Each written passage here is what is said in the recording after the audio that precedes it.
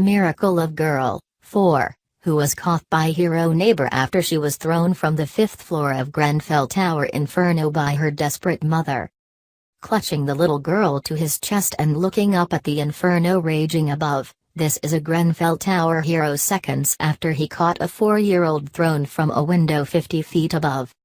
The shell-shocked child survived the fall from the 5th floor after her neighbor, named only as Pat, plucked her from the sky like a rugby ball.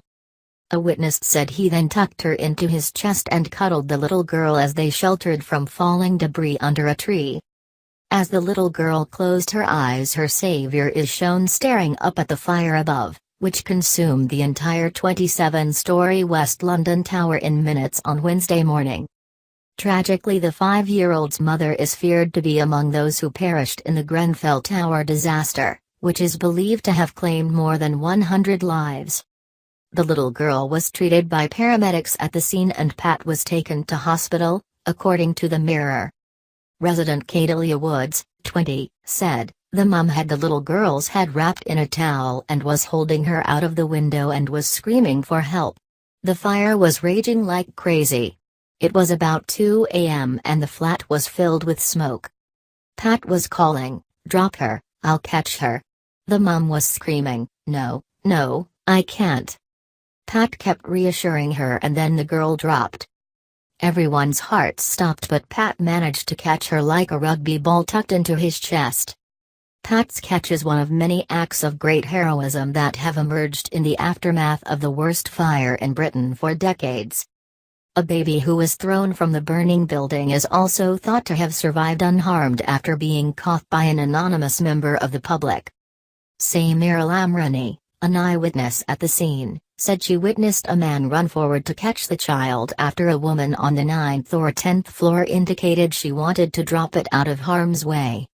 She said, "A woman was gesturing like she was about to throw her baby, if somebody could catch her baby."